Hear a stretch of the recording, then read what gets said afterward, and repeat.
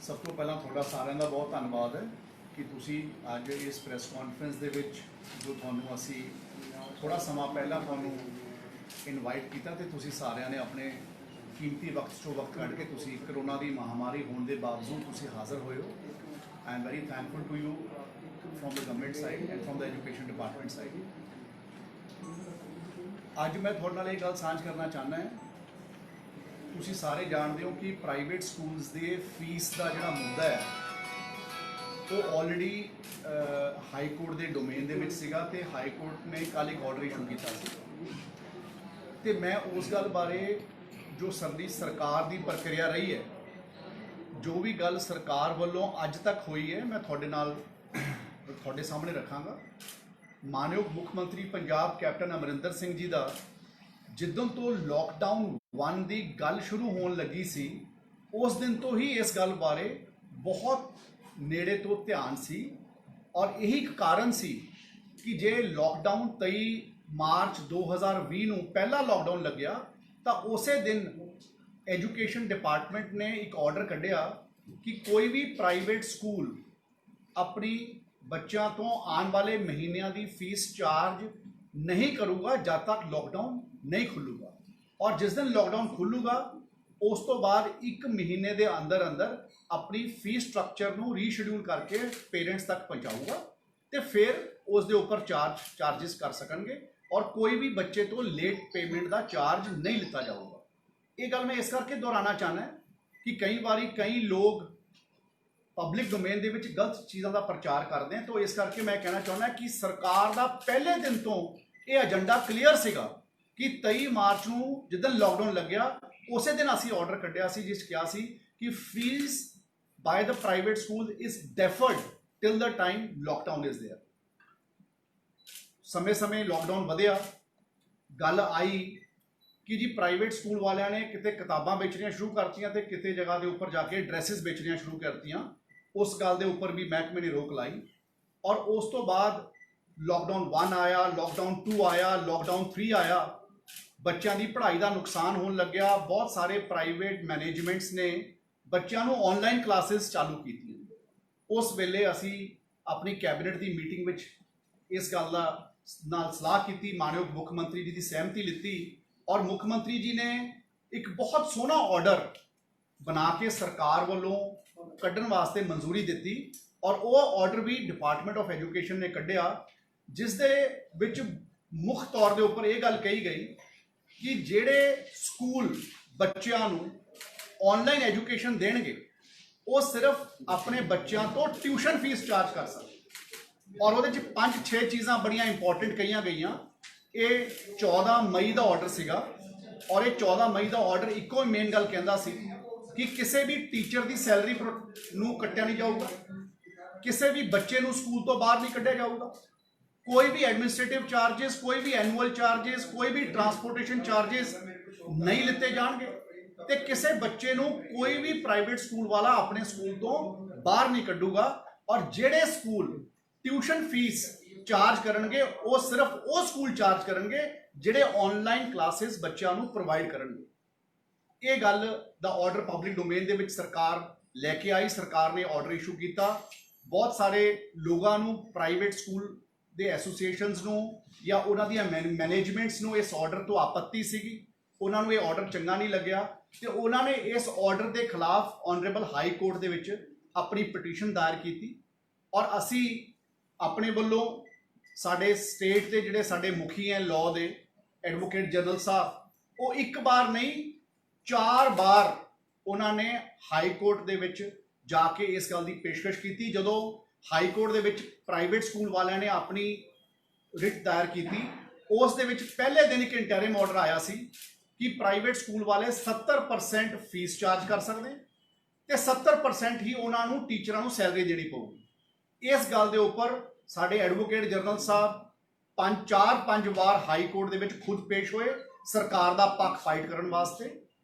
High court ਨੇ ਇੱਕ stage ਦੇ ਉੱਪਰ ਇਹ ਵੀ ਕਿਹਾ, ਆਨਰੇਬਲ ਹਾਈ ਕੋਰਟ ਨੇ, ਕਿ ਜੀ ਤੁਸੀਂ ਸਾਰਿਆਂ ਨੂੰ, ਸਾਰੇ ਸਟੇਕ ਹੋਲਡਰਸ ਨੂੰ ਆਪਣੇ ਕੋਲ ਬੁਲਾ ਲਓ ਤੇ ਤੁਹਾਡੇ ਧਿਆਨ ਹੋਣਾ, ਤੁਸੀਂ ਸਾਰੇ ਵੀ ਮੀਡੀਆ ਦੇ ਸਾਥੀ, ਆਪਾਂ ਇੱਕ ਵਾਰ ਏਜੀ ਸਾਹਿਬ ਦੇ ਘਰੇ ਵੀ ਇਕੱਠੇ ਹੋਏ ਸ਼ਾਮ ਨੂੰ, ਜਦੋਂ ਅਸੀਂ ਉਹ ਸਟੇਕ ਹੋਲਡਰਸ ਨਾਲ ਮੀਟਿੰਗ ਕੀਤੀ। ਮਕਸਦ ਇੱਕੋ ਹੀ ਸੀਗਾ ਕਿ ਅਸੀਂ ਚਾਹੁੰਦੇ ਸੀ ਕਿ ਜੇ ਕੋਈ ਬੰਦਾ ਕੋਈ ਸਰਵਿਸਿਜ਼ ਪ੍ਰੋਵਾਈਡ ਕਰ ਰਿਹਾ ਹੈ ਉਸ ਨੂੰ ਉਹਦੀ ਸਰਵਿਸਿਜ਼ ਦੇ ਪੈਸੇ ਮਿਲ ਜਾਣ, ਤੇ ਬਾਕੀ ਅਸੀਂ ਕਰੋਨਾ ਦੀ ਮਹਾਮਾਰੀ ਵੇਲੇ ਬੱਚਿਆਂ ਨੂੰ ਤੇ ਬੱਚਿਆਂ ਦੇ ਪੇਰੈਂਟਸ ਨੂੰ ਅਸੀਂ ਰਿਲੀਫ ਦੇ ਸਕੀਏ। ਇਹੀ ਸਰਕਾਰ ਦੀ ਥਾਟ ਸੀਗੀ। ਬਟ ਬਹੁਤ ਸਾਰੇ ਸਕੂਲਾਂ ਨੇ, ਪ੍ਰਾਈਵੇਟ ਸਕੂਲਾਂ ਨੇ ਪਹਿਲੇ ਦਿਨ ਦੇ ਇੰਟੈਰਿਮ ਆਰਡਰ ਤੋਂ ਲੈ ਕੇ 12 ਜੂਨ ਤੱਕ ਉਹ ਆਰਡਰ ਹਾਈ ਕੋਰਟ ਵੱਲੋਂ ਫਾਈਨਲ ਆਰਡਰ ਆਉਣਾ ਸੀ, ਉਦੋਂ ਤੱਕ ਉਹਨੂੰ ਰੋਕਿਆ ਸੀ। ਤੇ ਉਹ 12 ਜੂਨ ਤੱਕ ਦੇ ਆਰਡਰ ਤੱਕ ਬਹੁਤ ਜਗ੍ਹਾ ਦੇ ਉੱਪਰ ਕੇਸ ਦੇ ਉੱਪਰ ਵੱਖ-ਵੱਖ ਸਮੇਂ ਦੇ ਉੱਪਰ ਵਕੀਲ ਸਾਹਿਬਾਨ ਪੇਸ਼ ਹੋਏ, ਏਜੀ ਸਾਹਿਬ ਪੇਸ਼ ਹੋਏ, ਤੇ ਕੱਲ ਆਨਰੇਬਲ ਹਾਈ ਕੋਰਟ ਨੇ ਆਪਣਾ ਫਾਈਨਲ ਆਰਡਰ ਸਾਡੇ ਸਾਹਮਣੇ ਲੈ ਕੇ ਆਂਦਾ। ਉਹਦੇ ਵਿੱਚ ਮੈਂ ਸਭ ਤੋਂ ਪਹਿਲਾਂ ਗੱਲ ਕਰਨਾ ਚਾਹੁੰਦਾ, ਜਿਹੜਾ ਆਨਰੇਬਲ ਹਾਈ ਕੋਰਟ ਦਾ ਕੱਲ ਆਰਡਰ ਆਇਆ ਹੈ, ਉਸ ਆਰਡਰ ਦੇ ਵਿੱਚ ਸਭ ਤੋਂ ਮੇਨ ਗੱਲ ਇਹ ਹੈ ਕਿ ਜਿਹੜੇ ਪੇਰੈਂਟਸ ਤੇ ਬੱਚਿਆਂ ਦੇ ਹੱਕ ਦੀ ਗੱਲ ਸੀ, ਉਸ ਗੱਲ ਦੇ ਉੱਪਰ ਰਿਲੀਫ ਨਹੀਂ ਦਿੱਤਾ ਗਿਆ। ਔਰ ਅਸੀਂ ਸਰਕਾਰ ਦੇ ਵੱਲੋਂ ਪਹਿਲੇ ਦਿਨ ਤੋਂ ਹੀ, ਮਾਨਯੋਗ ਮੁੱਖ ਮੰਤਰੀ ਪੰਜਾਬ ਕੈਪਟਨ ਅਮਰਿੰਦਰ ਸਿੰਘ ਜੀ 23 ਮਾਰਚ ਤੋਂ ਹੀ ਇਸ ਗੱਲ ਦੇ ਉੱਪਰ ਲੱਗੇ ਹੋਏ ਸੀ ਕਿ ਜਿਹੜੇ ਪੇਰੈਂਟਸ ਹੈ ਜਾਂ ਉਹਨਾਂ ਦੇ ਬੱਚੇ ਹੈ ਜਾਂ ਸਰਕਾਰ ਲੱਗੀ ਹੋਈ ਸੀ ਕਿ ਉਹਨਾਂ ਨੂੰ ਅਸੀਂ ਤਕਲੀਫ ਨਾ ਦਈਏ, ਉਹਨਾਂ ਨੂੰ ਅਸੀਂ ਅੱਜ ਇਸ ਕਰੋਨਾ ਦੀ ਮਹਾਮਾਰੀ ਦੇ ਵਿੱਚ ਅਸੀਂ ਉਹਨਾਂ ਨੂੰ ਸਪੋਰਟ ਕਰਨਾ ਸਾਡੀ ਜ਼ਿੰਮੇਵਾਰੀ ਬਣਦੀ ਹੈ, ਜਿਸ ਤਰ੍ਹਾਂ ਅਸੀਂ ਬਾਕੀ ਸੈਕਟਰਸ ਨੂੰ ਸਪੋਰਟ ਕਰ ਰਹੇ। ਤਾਂ ਉਸ ਗੱਲ ਨੂੰ ਦੇਖਦੇ ਹੋਏ ਜਦੋਂ ਕੱਲ ਆਨਰੇਬਲ ਹਾਈ ਕੋਰਟ ਦਾ ਆਰਡਰ ਆਇਆ, ਉਸ ਦੇ ਵਿੱਚ ਸਭ ਤੋਂ ਪਹਿਲਾਂ ਜਿਹੜੀ ਮੇਨ ਗੱਲ ਆਈ ਹੈ ਉਹ ਬੱਚਿਆਂ ਨੂੰ ਤੇ ਬੱਚਿਆਂ ਦੇ ਪੇਰੈਂਟਸ ਨੂੰ ਜੋ ਰਿਲੀਫ ਦੇਣ ਦੀ ਗੱਲ ਸੀ, ਉਸ ਦੇ ਉੱਪਰ ਦੋ ਚੀਜ਼ਾਂ ਦੇ ਉੱਪਰ ਹਾਈ ਕੋਰਟ ਦਾ ਆਰਡਰ ਸਾਡੇ ਹੱਕ ਦੇ ਵਿੱਚ ਨਹੀਂ ਆਇਆ, ਜਾਂ ਪੇਰੈਂਟਸ ਦੇ ਹੱਕ ਵਿੱਚ ਨਹੀਂ ਆਇਆ, ਜਾਂ ਉਹ ਬੱਚਿਆਂ ਦੇ ਹੱਕ ਵਿੱਚ ਨਹੀਂ ਆਇਆ। ਔਰ ਬਾਕੀ 4-5 ਚੀਜ਼ਾਂ ਜਿਹੜੀਆਂ ਉਹਨਾਂ ਨੇ ਕੀਤੀਆਂ, ਚਾਹੇ ਉਹ ਟੀਚਰਸ ਦੀ ਸੈਲਰੀ ਨੂੰ ਪ੍ਰੋਟੈਕਟ ਕਰਕੇ 100% ਕੀਤਾ, ਮੈਂ ਇਸ ਗੱਲ ਨੂੰ ਵੈਲਕਮ ਕਰਦਾ, ਕਿਉਂਕਿ ਟੀਚਰ ਸਾਡੇ ਉਹ ਵਰਗ ਹੈ ਜਿਹੜੇ ਤੋਂ ਬਿਨਾਂ ਅਸੀਂ ਐਜੂਕੇਸ਼ਨ ਅਧੂਰੀ ਹੈ। ਤੇ ਇਹ ਗੱਲ ਵੀ ਸਰਕਾਰ ਨੇ ਹਾਈ ਕੋਰਟ ਦੇ ਵਿੱਚ ਰੱਖੀ ਸੀ ਕਿ ਟੀਚਰਸ ਦੀ ਸੈਲਰੀ ਦੇ ਉੱਪਰ 70% ਨਾ ਕੀਤਾ ਜਾਵੇ, ਟੀਚਰ ਦੀ ਸੈਲਰੀ ਨੂੰ ਪੂਰਾ ਕੀਤਾ ਜਾਵੇ। ਦੂਜੀ ਗੱਲ ਜਿਹੜੀ ਗੱਲ ਮਨਜ਼ੂਰ ਕੀਤੀ ਹੈ ਉਹ ਇਹ ਕੀਤੀ ਹੈ ਕਿ ਕਿਸੇ ਵੀ ਬੱਚੇ ਨੂੰ ਸਕੂਲ ਤੋਂ ਬਾਹਰ ਨਹੀਂ ਕੱਢਿਆ ਜਾਊਗਾ। ਤੀਜੀ ਗੱਲ ਜਿਹੜੀ ਦੀ ਮਨਜ਼ੂਰੀ ਹੋਈ ਹੈ ਉਹ ਇਹ ਹੋਈ ਹੈ ਕਿ ਬੱਚੇ ਚਾਹੇ ਮਹੀਨੇ ਬਾਅਦ ਫੀਸ ਦੇ ਤੇ ਚਾਹੇ ਕੁਆਟਰਲੀ ਦੇ ਨੇ, ਬੱਚਿਆਂ ਦਾ ਪ੍ਰੈਰੋਗੇਟਿਵ ਹੋਊਗਾ, ਇਹ ਬੱਚਿਆਂ ਦੀ ਮਰਜ਼ੀ ਹੋਊਗੀ ਕਿ ਬੱਚੇ ਕੀ ਕਰਨਾ ਚਾਹੁੰਦੇ ਹੈ। ਚੌਥਾ ਅਹਿਮ ਗੱਲ ਇਹ ਹੋਈ ਹੈ ਕਿ ਜਿਹੜਾ 8% ਦਾ ਫੈਸਲਾ ਹੈ, ਰੈਫੀ ਰੈਗੂਲੇਸ਼ਨ ਐਕਟ ਹੈ, ਕਿ ਜਿਹੜਾ ਪਿਛਲੇ ਸਾਲ ਦੀ ਫੀਸ ਨਾਲੋਂ ਅਗਲੇ ਸਾਲ 'ਚ ਸਕੂਲਾਂ ਵਾਲਿਆਂ ਨੂੰ 8% ਫੀਸ ਇਨਹਾਂਸ ਕਰਨ ਦਾ ਪ੍ਰੈਰੋਗੇਟਿਵ ਹੁੰਦਾ ਹੈ, ਉਸ ਗੱਲ ਜਾਂ ਉਹ ਜਿਹੜਾ ਮੈਂਡੇਟਰੀ ਲਾਅ ਹੈ ਉਸ ਦੇ ਉੱਪਰ ਸਰਕਾਰ ਨੂੰ ਰਿਲੀਫ ਦਿੱਤਾ ਹੈ। ਔਰ ਇਹ ਕਿਹਾ ਕਿ ਉਹ 8% ਫੀਸ ਹਾਈਕ ਨਹੀਂ ਹੋਊਗੀ। ਔਰ ਇਹ ਵੀ ਮੈਂ ਕਹਿਣਾ ਚਾਹੁੰਦਾ ਕਿ ਇਹ ਸਾਰੇ ਕੰਟਰੀ ਦੇ ਵਿੱਚ ਵੱਖ-ਵੱਖ ਸਟੇਟਾਂ ਨੇ ਇਸ ਗੱਲ ਨੂੰ ਹਮੇਸ਼ਾ ਰੱਖਿਆ ਕਿ ਕੋਈ ਵੀ ਪਿਛਲੇ ਸਾਲ ਨਾਲੋਂ ਇਸ ਵਾਰ ਫੀਸ ਵਧਾ ਕੇ ਚਾਰਜ ਨਹੀਂ ਕਰੂਗਾ। ਇਹ ਸਾਰੀਆਂ ਗੱਲਾਂ ਵੱਖ-ਵੱਖ ਜਿਹੜੇ ਫੈਸਲੇ ਕੱਲ ਆਏ ਹੈ, ਇਹ ਸਾਡੇ ਜਿਹੜੀ ਸਰਕਾਰ ਨੇ ਪੁਆਇੰਟਸ ਫਾਈਟ ਕੀਤੇ ਸੀ ਉਸ ਦੇ ਤਹਿਤ ਆਏ ਹੈ।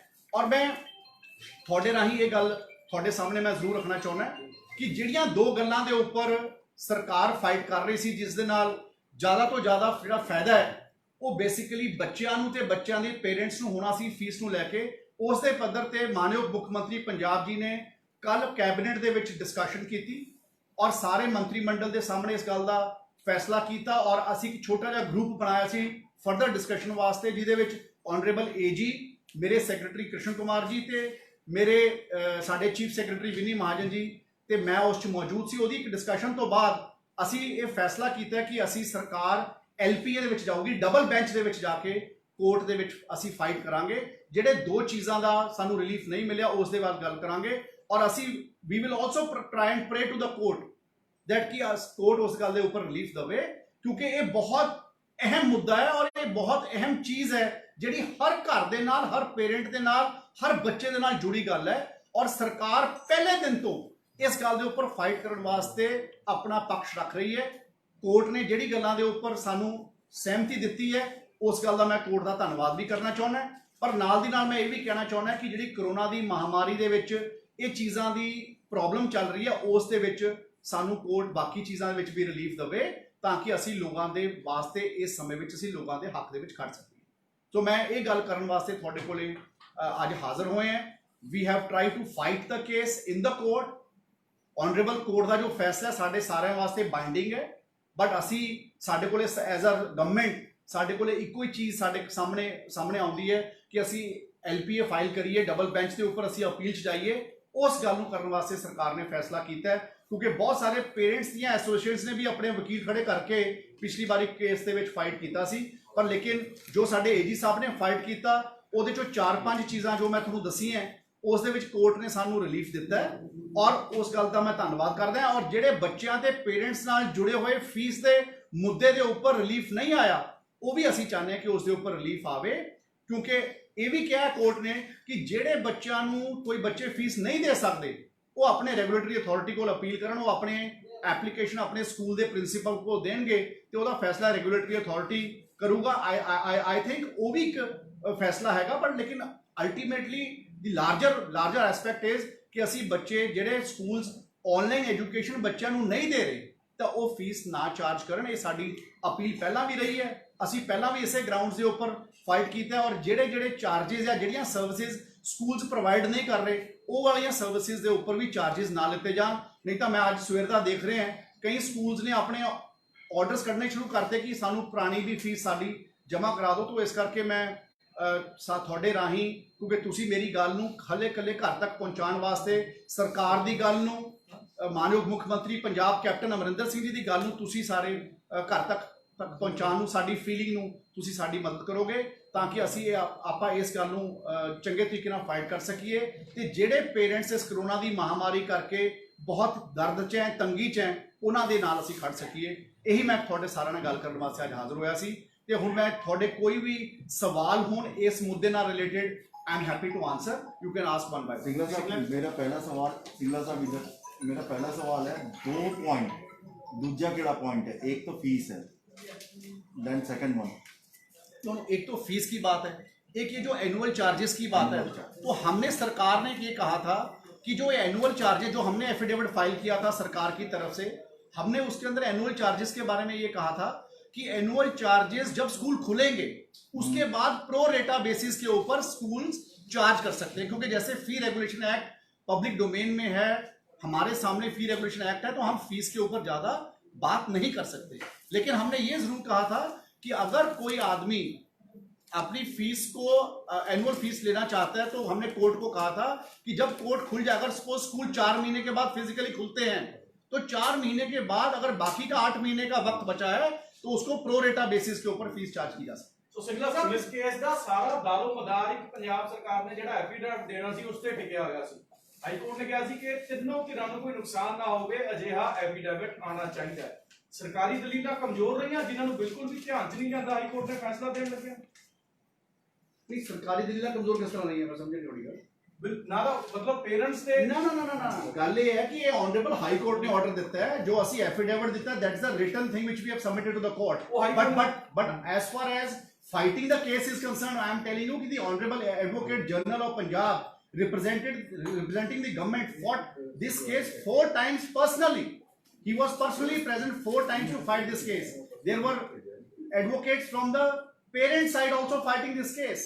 But the Honorable High Court has given some order. We have to respect that order, and we have to take the due course of law कि साढ़े वास्ते law दे वास्ते की options available है, and the option available with us is to file a appeal in the on the double bench, and we are planning doing it. Singla ਸਾਹਿਬ, ਦੇਸ਼ ਦੇ ਵਿੱਚ right to education act ਆ ਜਿਹੜਾ ਉਹ ਲਾਗੂ ਹੋਇਆ ਹੈ। ਕਿਆ ਇਹ ਆਪਾਂ ਪੰਜਾਬ ਵਿੱਚ ਕੋਈ ਅਜਿਹਾ ਰਾਜ ਆ ਜਿਹਦੇ ਵਿੱਚ ਕੋਈ ਵੀ ਪ੍ਰਾਈਵੇਟ ਜਿਹੜਾ ਸਕੂਲ ਆ ਉਹ ਰਾਈਟ ਟੂ ਐਜੂਕੇਸ਼ਨ ਐਕਟ ਨੂੰ ਨਹੀਂ ਮੰਨਦਾ? ਲੋਕਾਂ ਵਿੱਚ ਇਹ ਮੈਸੇਜ ਕਿਹਾ ਹੋਇਆ ਕਿ ਤੁਹਾਡਾ ਜਿਹੜਾ ਸਿੱਖਿਆ ਵਿਭਾਗ ਆ ਉਹ ਪ੍ਰਾਈਵੇਟ ਜਿਹੜੇ ਸਕੂਲਾਂ ਨਾਲ ਉਹਨਾਂ ਮਿਲਿਆ ਹੋਇਆ, ਉਹਦੀ ਮੇਰੀ ਭੁਗਤਾ ਜੀ।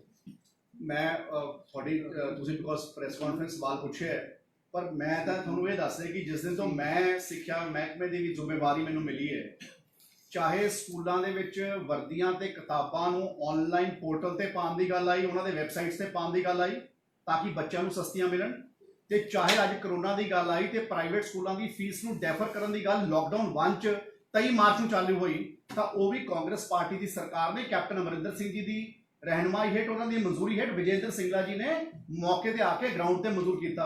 तो किहड़े पासों तुसीं कह सकते हो कि मैं कोई प्राइवेट, अज जे मैं कोई आह वाले ऑर्डर की गल कर रहे हैं तो I am talking for the people, I am talking for the parents and the children of the students who are studying in the private schools. ਬਿਲਕੁਲ ਤੁਸੀਂ ਗਏ ਆ, ਤੁਸੀਂ ਜਿਹੜੇ ਡਰੈਸਾਂ ਵਾਲਾ ਕੰਮ ਵੀ ਕੀਤਾ, ਬਿਲਕੁਲ ਤੁਸੀਂ ਕੀਤਾ, ਪਰ right to education act Punjab 'ਚ ਲਾਗੂ ਕਿਉਂ ਨਹੀਂ? नहीं ये पहली गल तो जितना राइट टू एजुकेशन एक्ट की गल है, ਅਸੀਂ ਸਾਰਿਆਂ ਨੇ ਪੰਜਾਬ ਵਿੱਚ ਰਾਈਟ ਟੂ ਐਜੂਕੇਸ਼ਨ ਐਕਟ ਨੂੰ ਲਾਗੂ ਕੀਤਾ ਹੋਇਆ ਹੈ ਔਰ ਬਹੁਤ ਸਾਰੇ ਪੈਰਾਮੀਟਰਸ ਉਹਦੇ ਫੋਲੋ ਹੋ ਰਹੇ ਹਨ। ਜੇ ਕੋਈ ਪੈਰਾਮੀਟਰਸ ਕੋਈ ਤੁਹਾਨੂੰ ਲੱਗਦਾ ਕੋਈ ਪ੍ਰਾਈਵੇਟ ਸਕੂਲ ਫੋਲੋ ਨਹੀਂ ਕਰ ਰਿਹਾ, you bring it to us and we will implement it. ਸਾਰੇ ਇਹਨਾਂ ਦਾ ਕੋਈ ਇੱਕ ਸਕੂਲ ਕੋਈ ਸਿੰਗਲ ਇੱਕ ਸਕੂਲ ਦਾ ਨਾਮ ਦੱਸ ਦਿਓ, ਤੁਸੀਂ ਦੱਸ ਦਿਓ। ਇੱਧਰ ਕ੍ਰਿਸ਼ਨ ਕੁਮਾਰ ਜੀ ਆਏ, ਕਿਸੇ ਇੱਕ ਸਕੂਲ ਦੇ ਵਿੱਚ ਪ੍ਰਾਈਵੇਟ ਕਿਸੇ ਇੱਕ ਸਕੂਲ ਦੇ ਕਿਸੇ ਇੱਕ ਵਿਦਿਆਰਥੀ ਨੂੰ ਦਾਖਲਾ ਦਿੱਤਾ ਹੋਵੇ ਜੀ ਕਿਸ ਗੱਲ ਦੇ ਵਿੱਚ? ਰਾਈਟ ਟੂ ਐਜੂਕੇਸ਼ਨ ਐਕਟ ਦੇ ਤਹਿਤ ਜੀ। ਐਨੀਵੇ, ਜੇ ਕੋਈ ਸਕੂਲ ਆਰਟੀਈ ਦੇ ਅਧੀਨ ਜੋ ਐਕਟ ਬਣਿਆ ਹੋਇਆ ਉਹਨੂੰ ਫੋਲੋ ਨਹੀਂ ਕਰ ਰਿਹਾ, that will be followed in the due course। ਤੁਸੀਂ you have brought it to my notice just now and I will take care।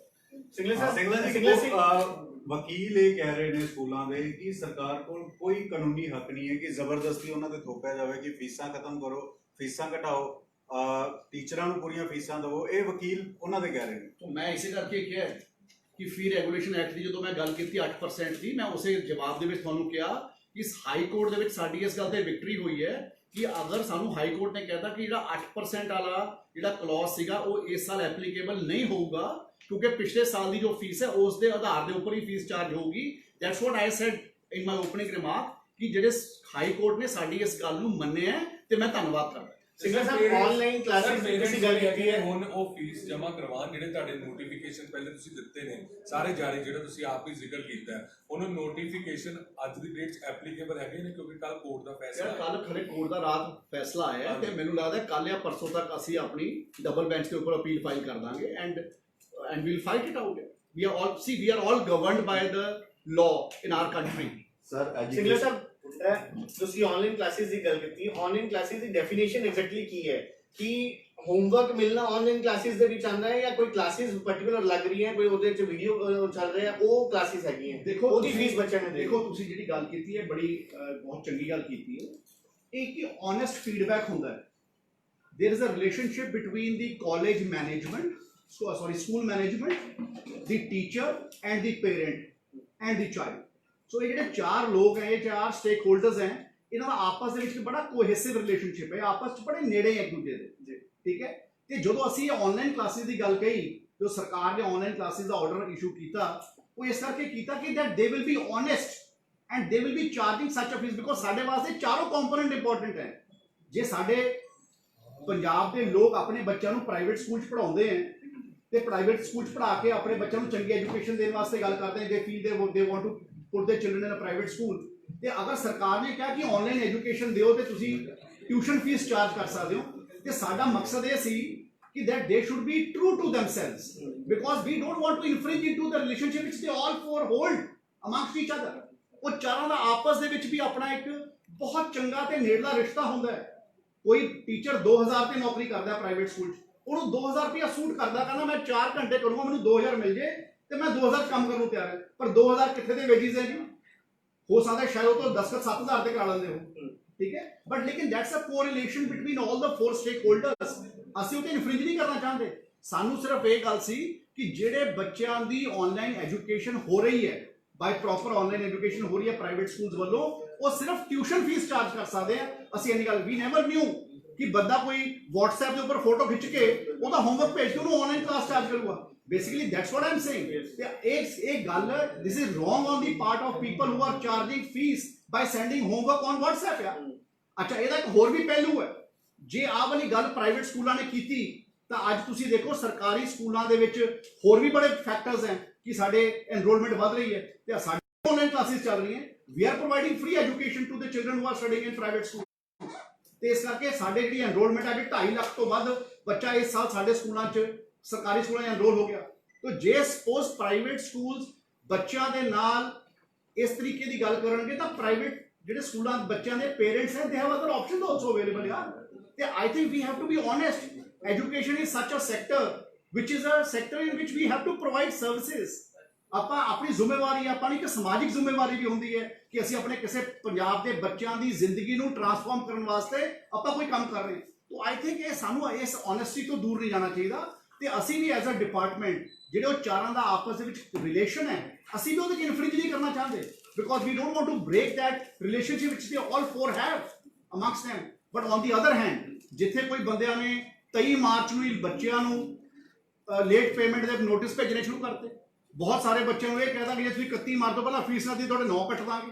ਤਾਂ ਇਸ ਕਰਕੇ ਸਰਕਾਰ ਨੇ ਪਹਿਲੇ ਲਾਕਡਾਊਨ ਦੇ ਵਾਲੇ ਦਿਨ ਬੱਚਿਆਂ ਦੇ ਇੰਟਰਸਟ 'ਚ, ਪੇਰੈਂਟਸ ਦੇ ਇੰਟਰਸਟ 'ਚ ਇਹ ਆਰਡਰ ਕੱਢਿਆ ਕਿ ਕੋਈ ਵੀ ਸਕੂਲ ਲੇਟ ਪੇਮੈਂਟ ਨਹੀਂ ਚਾਰਜ ਕਰੂਗਾ, ਕੋਈ ਵੀ ਬੱਚਾ ਨੂੰ ਫੀਸ ਨੂੰ ਡੈਫਰ ਰਹੂਗੀ, ਤੇ ਜਦੋਂ ਸਕੂਲ ਫਿਜ਼ੀਕਲੀ ਖੁੱਲਣਗੇ ਉਸ ਤੋਂ ਬਾਅਦ 1 ਮਹੀਨੇ ਦੇ ਅੰਦਰ ਅੰਦਰ ਉਹ ਆਪਣਾ ਪ੍ਰੋ ਰੇਟਾ ਬੇਸਿਸ ਦੇ ਉੱਪਰ ਆਪਣੇ ਫੀਸ ਨੂੰ ਰੀਸ਼ਡਿਊਲ ਕਰਕੇ ਲੋਕਾਂ ਤੱਕ ਪਹੁੰਚਾਉਣਗੇ। We are very clear on from day 1 till today, ਔਰ ਅਸੀਂ ਇਸ ਗੱਲ ਨੂੰ ਮੈਂ ਖੁਦ ਮੋਨੀਟਰ ਕਰ ਰਿਹਾ, I am monitoring my self. ਮੈਂ ਜਿਹੜੇ ਬੱਚੇ ਨੂੰ ਪ੍ਰੋਬਲਮ ਆਉਂਦੀ ਹੈ, ਪੇਰੈਂਟਸ ਨੂੰ ਪ੍ਰੋਬਲਮ ਆਉਂਦੀ ਹੈ, we are trying to take a lenient view। ਅਸੀਂ ਨਹੀਂ ਚਾਹੁੰਦੇ, ਕਿਉਂਕਿ ਬਹੁਤ ਸਾਰੇ ਬੱਚੇ 10ਵੀਂ ਤੇ 12ਵੀਂ ਦੇ ਬੋਰਡਸ ਦੇ ਵਿੱਚ ਵੀ ਪੜ੍ਹਦੇ ਨੇ, ਤੇ ਸਾਡਾ ਉਹਨਾਂ ਦੇ ਉੱਪਰ ਵੀ ਸਾਡੀ ਜ਼ਿੰਮੇਵਾਰੀ ਹੈ। ਤਾਂ ਕਹਿਣ ਦਾ ਮੇਰਾ ਮਕਸਦ ਹੈ ਅਸੀਂ ਵੀ ਚਾਹੁੰਦੇ ਹਾਂ, ਅੱਜ ਕੋਰਟ ਦਾ ਵੀ ਆਰਡਰ ਆ ਗਿਆ, ਠੀਕ ਹੈ, ਤਾਂ ਉਸ ਕੋਰਟ ਦੇ ਆਰਡਰ ਨੂੰ ਓਨੈਸਟਲੀ ਅਗਰ ਇੰਪਲੀਮੈਂਟ ਕਰਨਾ ਉਹ ਵੀ ਸਕੂਲ ਦੀ ਜ਼ਿੰਮੇਵਾਰੀ ਹੈ, ਠੀਕ ਹੈ। ਸਾਡੇ ਕੋਲੇ ਐਪਲੈਂਟ ਅਥਾਰਟੀ ਕਰਕੇ ਡੀਓ ਕੋਲੇ ਪਾਵਰ ਹੈ। ਵੀ ਡੋਂਟ ਵਾਂਟ ਕਿ ਅਸੀਂ ਸਕੂਲ ਨੂੰ, ਕਿਉਂਕਿ ਮੈਂ ਜੇ ਪੰਜਾਬ 'ਚ 25,000 ਪ੍ਰਾਈਵੇਟ ਸਕੂਲ ਹੈ ਤਾਂ ਮੇਰੇ ਡੀਓ ਦਾ ਇਹ ਕੰਮ ਥੋੜੀ ਹੈ ਕਿ 25,000 ਪ੍ਰਾਈਵੇਟ ਸਕੂਲਾਂ ਦੇ ਉੱਪਰ ਡੰਡੇ ਮਾਰਨਾ ਸ਼ੁਰੂ ਕਰ ਦੇਈਏ। So my only point is, I would rather like to tell everybody through you people कि ਜਿਹੜਾ ਹਾਈ ਕੋਰਟ ਦਾ ਆਰਡਰ ਹੈ, ਅੱਜ ਅਸੀਂ as a lawful citizen of the country we will file an appeal, ਤੇ ਪਰ ਲੇਕਿਨ ਜਿਹੜਾ ਹੁਣ ਤੱਕ ਦਾ ਆਰਡਰ ਹੈ ਉਹਨੂੰ ਆਰਡਰ ਨੂੰ ਉਸੇ ਤਰੀਕੇ ਨਾਲ ਇੰਪਲੀਮੈਂਟ ਕੀਤਾ ਜਾਵੇ ਜਿਹੜਾ ਹਾਈ ਕੋਰਟ ਨੇ ਆਰਡਰ ਹੁਣ ਤੱਕ ਕੱਢਿਆ, because we have to respect the order of the honourable high court. Siva ਸਾਹਿਬ ਤੁਹਾਨੂੰ ਲੱਗਦਾ ਜੋ ਕੈਪਟਨ ਅਮਰਿੰਦਰ ਸਿੰਘ ਦੇ ਵੱਲੋਂ ਵਾਅਦਾ ਕੀਤਾ ਗਿਆ ਸੀ ਸਮਾਰਟਫੋਨ ਦੇਣ ਦਾ, ਜੇ ਉਹ ਵਾਅਦਾ ਅੱਜ ਪਹਿਲਾਂ ਪੂਰਾ ਹੋਇਆ ਹੁੰਦਾ ਤਾਂ ਜਿਹੜੇ ਵਿਦਿਆਰਥੀਆਂ ਨੂੰ ਅੱਜ ਆਨਲਾਈਨ ਕਲਾਸਿਸ ਲੈਣ ਦੇ ਵਿੱਚ ਪਰੇਸ਼ਾਨੀ ਆ ਰਹੀ ਹੈ ਉਹ ਪਰੇਸ਼ਾਨੀ ਨਹੀਂ ਆਣੀ ਸੀ। ਇਹ ਦੇਖੋ ਕੋਈ ਐਸੀ ਗੱਲ ਨਹੀਂ ਹੈ ਯਾਰ ਕਿ ਅਸੀਂ ਆਨਲਾਈਨ ਕਲਾਸਿਸ ਸਰਕਾਰੀ ਸਕੂਲਾਂ ਦੇ ਬੱਚਿਆਂ ਨੂੰ ਦੇ ਰਹੇ ਹਾਂ, ਤੇ ਵੀ ਆਰ ਇੰਪਾਰਟਿੰਗ ਆਨਲਾਈਨ ਐਜੂਕੇਸ਼ਨ, ਤੇ ਸਾਰੇ ਬੱਚਿਆਂ ਤੱਕ ਆਨਲਾਈਨ ਐਜੂਕੇਸ਼ਨ ਪਹੁੰਚ ਰਹੀ ਹੈ। ਤਾਂ ਤੁਹਾਨੂੰ ਵੀ ਪਤਾ ਕਿ ਆਪਣਾ ਜਿਹੜੇ ਸਮਾਰਟਫੋਨਸ ਅਸੀਂ ਦੇਣੇ ਸੀਗੇ, we had promised to give smartphones in our tenure, people have voted us, ਤੇ ਤੁਹਾਨੂੰ ਵੀ ਪਤਾ ਕਿ ਸਮਾਰਟਫੋਨ ਆਰਡਰ ਹੋ ਗਏ ਸੀ, they got delay। it is nothing that ਕਿ ਉਹਦਾ ਟੈਂਡਰ ਨਹੀਂ ਹੋਇਆ ਜਾਂ ਕੰਪਨੀਆਂ ਨੇ ਅਪਲਾਈ ਨਹੀਂ ਕੀਤਾ ਜਾਂ ਉਹ ਆਏ। ਅੱਜ ਅਸੀਂ ਦੂਰਦਰਸ਼ਨ ਵਰਗੇ ਚੈਨਲਸ ਨੂੰ ਅਸੀਂ ਆਨਲਾਈਨ ਕਲਾਸਿਸ ਚਲਾਉਣ ਵਾਸਤੇ ਅਸੀਂ ਯੂਜ਼ ਕਰ ਰਹੇ ਹਾਂ, ਤੇ ਸਾਰੇ ਲੋਕਾਂ ਵਾਸਤੇ ਜੇ ਹੁਣ ਦੂਰਦਰਸ਼ਨ ਦੇ ਉੱਪਰ ਕਲਾਸਿਸ ਚੱਲ ਰਹੀਆਂ ਤਾਂ everybody can get benefit out of it. ਤੁਸੀਂ ਰੋਜ਼ ਆਪਣੇ ਚੈਨਲਸ ਦੇ ਉੱਪਰ ਦੇਖਦੇ ਹੋ ਵੱਖ-ਵੱਖ ਐਡਸ ਆਉਂਦੀਆਂ, ਬਾਈਜੂਸ ਐਡ, ਇਹ ਐਡ, ਇਹਦੀਆਂ ਕਲਾਸਿਸ, ਉਹਦੀਆਂ ਕਲਾਸਿਸ।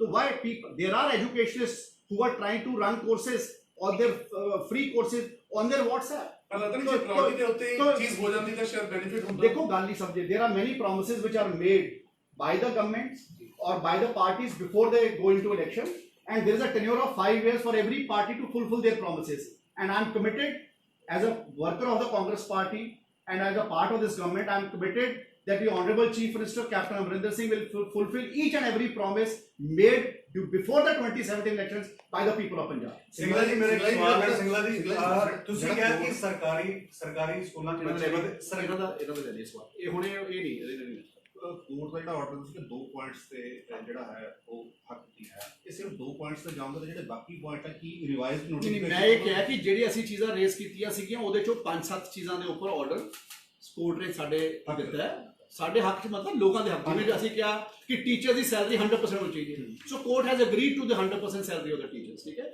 ਇਸੇ ਤਰੀਕੇ ਨਾਲ ਜਿਹੜੀਆਂ 5-6 ਚੀਜ਼ਾਂ ਮੈਂ ਬੋਲੀਆਂ ਪਹਿਲਾਂ, ਸੋ ਦੀ ਕੋਰਟ ਹੈਜ਼ ਅਗਰੀਡ ਚਾਹੇ ਬੱਚਿਆਂ ਨੂੰ ਬਾਹਰ ਨਹੀਂ ਕੱਢਣਾ, ਬੱਚਿਆਂ ਕੋਲੇ ਆਪਸ਼ਨ ਹੋਊਗੀ ਕਿ 1 ਮਹੀਨੇ ਦੀ ਫੀਸ ਦੇਣੀ ਹੈ ਕਿ 3 ਮਹੀਨੇ ਦੀ ਫੀਸ ਦੇਣੀ ਹੈ, ਸੋ they will have that option. ਪਿਛਲੇ ਸਾਲ ਦੀ ਫੀਸ 8% ਤੋਂ ਇਸ ਸਾਲ ਵਾਧਾ ਨਾ ਕੀਤਾ ਜਾਵੇ। ਇੱਕ ਜਗ੍ਹਾ ਦੇ ਉੱਪਰ ਤਾਂ ਪ੍ਰਾਈਵੇਟ ਸਕੂਲ ਐਸੋਸੀਏਸ਼ਨ ਨੇ ਇਹ ਵੀ ਕਹਿਤਾ ਸੀ ਕਿ ਸਰਕਾਰ ਇਹ ਆਰਡਰ ਕੱਢਣ ਵਾਸਤੇ ਸક્ષਮ ਹੀ ਨਹੀਂ ਸੀ, तो हाई कोर्ट ने यह भी कहता कि सरकार is competent to issue such orders, तो ਅਸੀਂ ਉਹ ਵਾਲੇ ਆਰਡਰਸ ਵੀ ਇਸ਼ੂ ਕੀਤਾ। ਨਹੀਂ ਤਾਂ ਪ੍ਰਾਈਵੇਟ ਸਕੂਲ ਵਾਲਿਆਂ ਨੇ ਜਿਹੜੀ ਪਲੀਆ ਦਿੱਤੀ ਹਾਈ ਕੋਰਟ ਨੂੰ, ਉਹ ਚ ਇਹ ਕਹਿੰਦਾ ਸੀ ਕਿ ਸਰਕਾਰ 23 ਮਾਰਚ ਵਾਲਾ ਆਰਡਰ ਕੱਢ ਹੀ ਨਹੀਂ ਸਕਦੀ ਸੀ। ਸੋ ਇਸ ਕਰਕੇ ਵੀ ਆਰ ਥੈਂਕਫੁਲ ਕਿ ਜੋ ਕੋਰਟ ਨੇ ਕਰਤਾ, ਪਰ ਇਹਦੇ ਚ ਜੋ ਲਾਰਜਰ ਮੁੱਦੇ ਬੱਚਿਆਂ ਦੇ ਨਾਲ ਜੁੜੇ ਹੋਏ ਆ, ਬੱਚਿਆਂ ਦੀ ਫੀਸ ਨਾਲ ਜੁੜੇ ਹੋਏ ਆ, ਬੱਚਿਆਂ ਦੇ ਪੇਰੈਂਟਸ ਦੀ आर्थिक स्थिति ਨਾਲ जुड़े हुए हैं, वो वाले मुद्दों के ऊपर we are going to go for an appeal on the double bench। Sir मैं इसी में ऐड ऑन कर दूं, जरा आपने कहा कि कोर्ट ने आपको ऑर्डर दे दिए कि कहते हैं आप मतलब ऑर्डर निकाल सकते थे, यानी कि you are authorise, high court ने उसको ऑथराइज कर दिया कि आप प्राइवेट स्कूल को ऊपर ऑर्डर आप जारी कर सकते हो।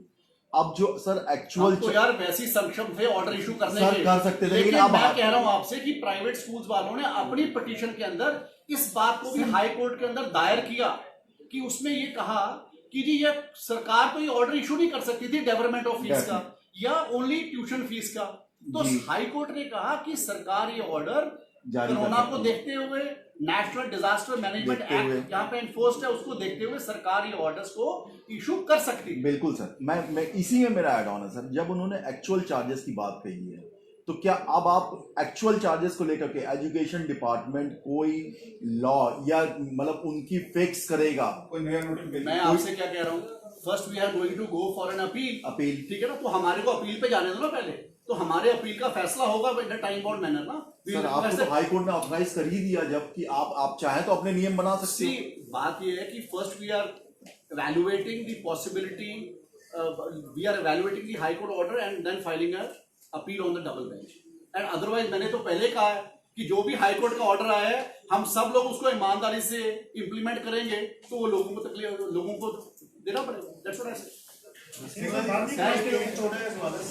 ਸਰਕਾਰੀ ਸਕੂਲ ਦੇ ਕਿੰਨੇ ਕੁ ਬੱਚੇ ਵਧੇ ਨੇ ਜਿਹੜੇ ਤੁਸੀਂ ਕਹਿ ਰਹੇ ਹੋ ਕਿ ਬੱਚੇ ਵਧੇ ਨੇ? कोई एक आर्डर आप डिस्कस कर लांगे, because this is a different.